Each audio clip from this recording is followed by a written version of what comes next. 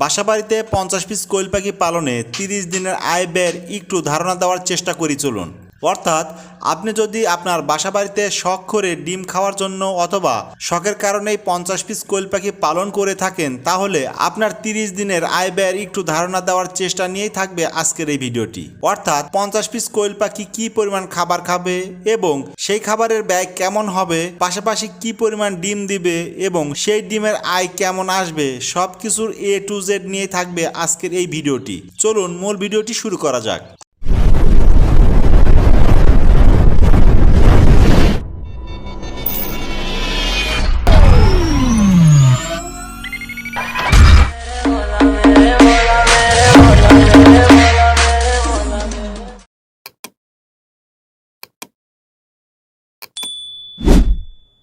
দেশি মুরগির খামার সাবস্ক্রাইব করে দিয়েন।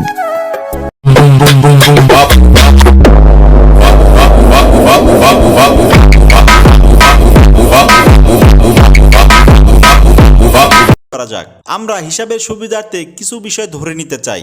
এক, রানিং ডিম দেওয়া কোয়েল পাখি নিয়ে হিসাব করব, অর্থাৎ যখন থেকে আপনার কোয়েল পাখি ডিম দেওয়া শুরু করবে ওই মাস থেকে হিসাব করব। এর আগের হিসাবটা আপনাকে নিজ দায়িত্বেই করে নিতে হবে। দুই, কোয়েল পাখি পালনের জন্য উপযুক্ত শেড বা ঘর আপনার নিজস্ব, যা আগেই করা থাকবে, সুতরাং এটা এই হিসাবের বাইরে থাকবে। তিন, একটি কোয়েল পাখি একদিনে খাবার খাবে 20 থেকে 25 গ্রাম, গড়ে 22 গ্রাম। চার, কোয়েল পাখির ডিম দেওয়ার হার 80%।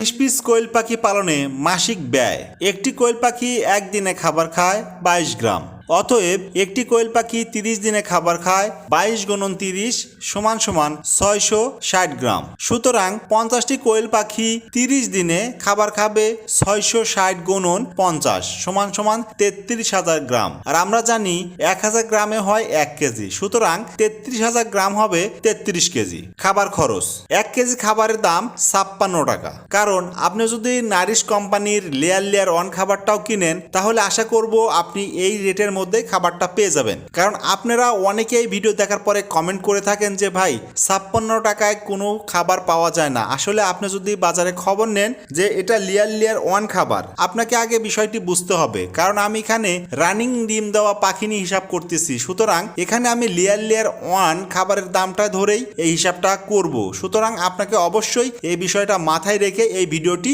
কন্টিনিউ করতে হবে। যাই হোক, 1 কেজি খাবারের দাম 56 টাকা, অতএব 33 কেজি খাবারের দাম হবে 56 × 33 = 1848 টাকা। এইবার আসি অন্যান্য খরচের মধ্যে, যেমন মেডিসিন, বিদ্যুৎ বিল, লেটার বা তুষ।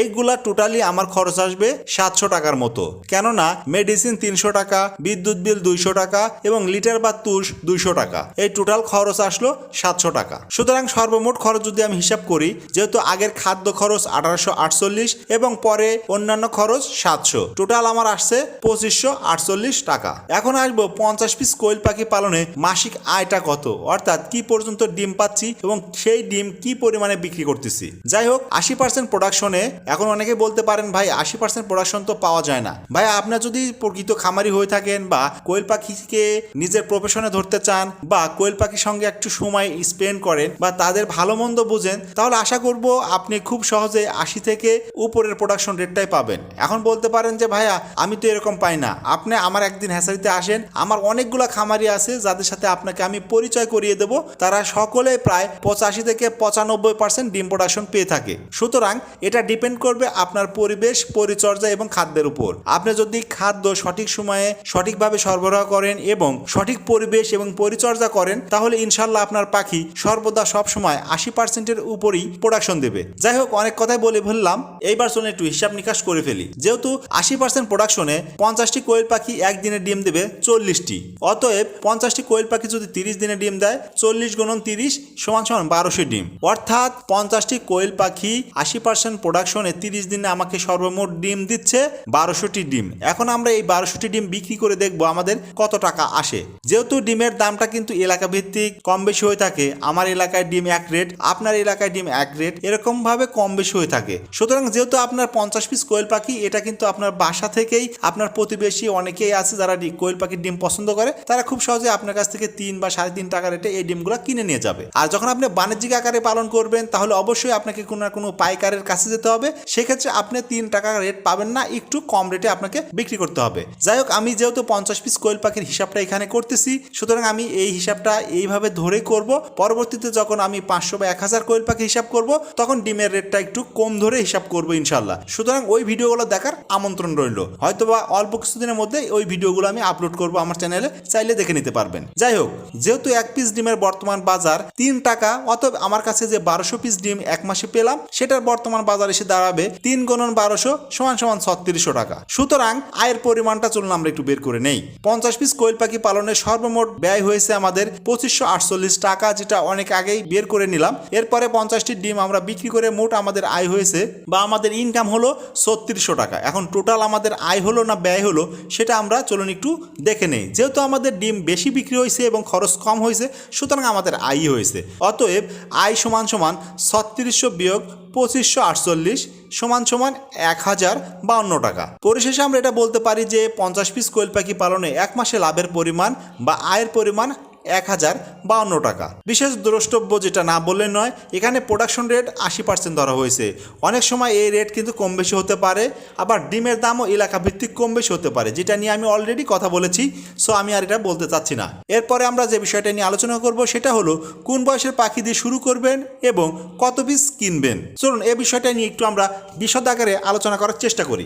যদি আপনি 0-1 দিনের বাচ্চা কিনে রানিং পর্যন্ত লালন পালন করেন তাহলে প্রতি পিসে খরচ পড়বে সর্বোচ্চ আপনার 45 থেকে 50 টাকা। সুতরাং আপনি রানিং কোয়েল পাখি কিনতে যাবেন না, আপনি 0 বাচ্চা কিনেই এই পাখিকে রানিংয়ে নিয়ে আসবেন।